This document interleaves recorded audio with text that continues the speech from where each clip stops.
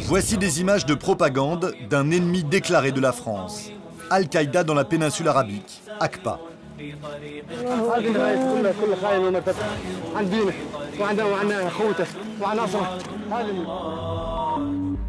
Les frères Kouachi ont affirmé appartenir à ce groupe djihadiste ultra-violent. Et au lendemain de l'exécution des membres de Charlie Hebdo, l'un de ses chefs a revendiqué l'attentat. Nous, Al-Qaïda dans la péninsule arabique, sommes derrière la sainte bataille de Paris qui était une vengeance pour notre prophète.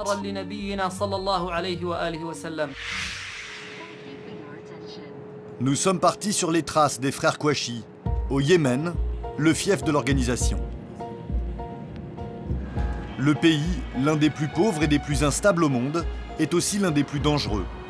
Des combats opposent chiites et sunnites sur fond d'attentats d'Al-Qaïda. L'autre spécialité locale, les kidnappings. Pour travailler ici, nous ne pouvons rester que 48 heures et nous faire discrets. Ce sont des miliciens chiites qui tiennent la capitale, Sanaa. Ils se présentent comme les ennemis jurés d'Al-Qaïda, mais à notre arrivée, ils organisent une manifestation dans le centre. Et leur cible ressemble beaucoup à celle des djihadistes.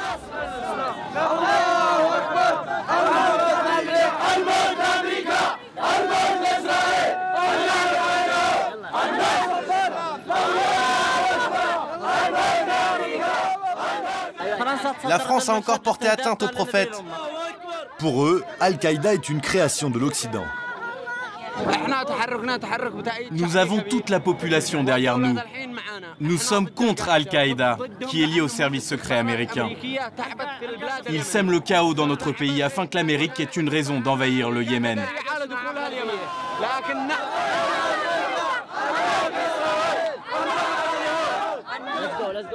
Allez, on y va. C'est pas bon de rester trop longtemps au même endroit. Notre guide nous emmène dans un ancien haut lieu de radicalisation dans la capitale, l'université Al-Iman, là où des chefs religieux proches d'Al-Qaïda recrutaient les nouveaux venus. Des milliers d'étrangers y écoutaient chaque jour des prêches radicaux. D'après les services de renseignement, Saïd Kouachi, le plus âgé des deux frères, serait passé par ici en 2009. Chérif, le plus jeune, a déclaré avoir transité lui aussi par le Yémen. Le lieu a été repris par les miliciens chiites il y a quelques mois et tous les étrangers en ont été chassés. Les caméras sont interdites.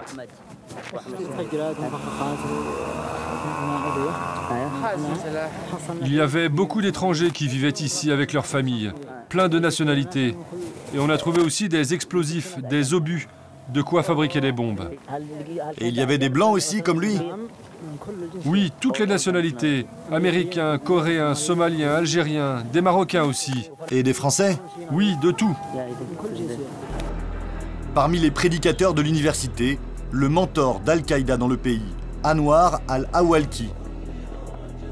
Ce Yéménite, né aux États-Unis, s'adressait aux étrangers dans un anglais parfait.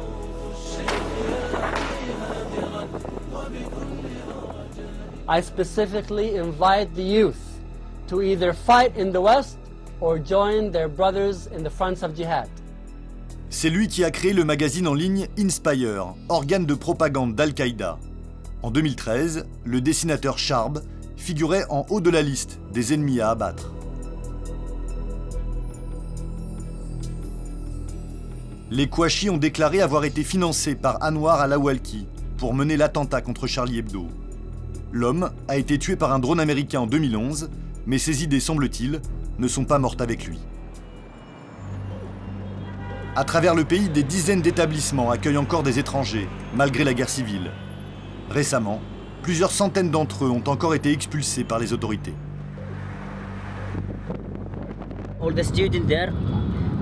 Les vrais étudiants, ceux qui sont là pour étudier, ils ont quitté le pays. Par contre, ceux qui sont venus pour combattre ou rejoindre les extrémistes d'Al-Qaïda, ils se sont enfuis vers d'autres zones du Yémen. Comment ces étrangers, attirés par le djihad, ont-ils pu entrer dans le pays sans être arrêtés par les services de sécurité?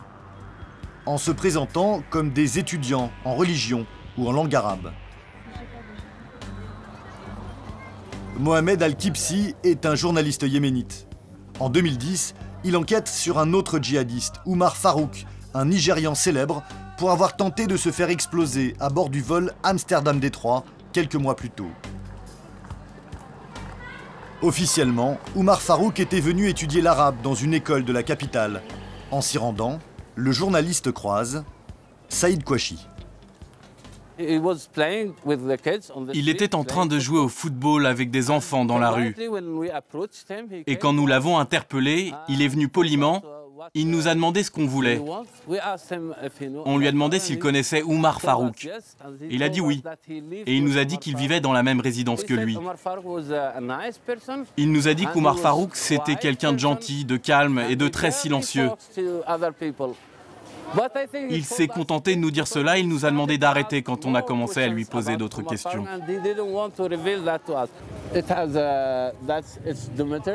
Là, c'est le dortoir et là, c'est l'école d'arabe. Je me souviens, j'ai revu Saïd Kouachi à 2 reprises devant cette porte-là. Et il était avec 2 autres hommes. L'un était bosniaque et l'autre d'Europe de l'Est. Certains de ces étudiants, comme les frères Kouachi, ont perpétré des attentats à l'étranger. D'autres sont restés, et c'est ici qu'ils frappent. Ces images ont été filmées le 7 janvier dernier. Alors qu'à Paris, les Kouachi attaquaient Charlie Hebdo, une voiture piégée explosait devant cette académie de police. 38 morts et des dizaines de blessés. Oussama s'en est sorti. Il y avait des cadavres et des corps partout, parce que les gens faisaient la queue tout le long de ce mur.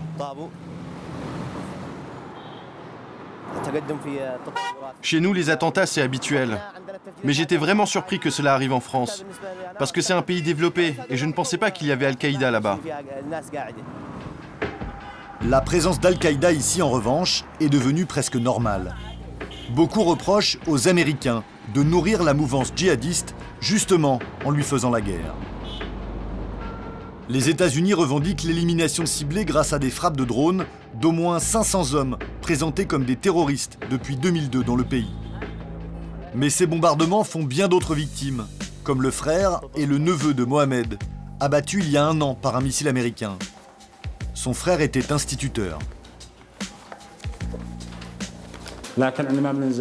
Dans les médias, certaines attaques ont été présentées comme visant des grands chefs terroristes. Mais ce n'étaient que des civils qui célébraient un mariage. Aujourd'hui, dans ma région, la plupart des jeunes essayent de rejoindre Al-Qaïda, pas par conviction, mais par vengeance après les bombardements américains. Dernières heures à Sanaa. Le guide qui nous accompagne veut nous montrer le siège des services de renseignement yéménites. Il nous l'affirme, 2 autres Français y sont actuellement emprisonnés, soupçonnés de terrorisme. Voici une copie du passeport de l'un d'entre eux. Mourad a 32 ans, il est originaire de la région Rhône-Alpes. Nous pouvons joindre leur avocat par téléphone. Tout ce qu'on leur reproche, c'est de s'être inscrits dans une école religieuse. Mais il n'y a aucune activité politique dans cette école. Impossible de savoir si les 2 hommes étaient effectivement ici pour leurs études ou s'ils se préparaient à un destin à la Kouachi. Mais c'est certain, il y a encore beaucoup d'étrangers qui viennent au Yémen se former au djihad, et parmi eux, des Français.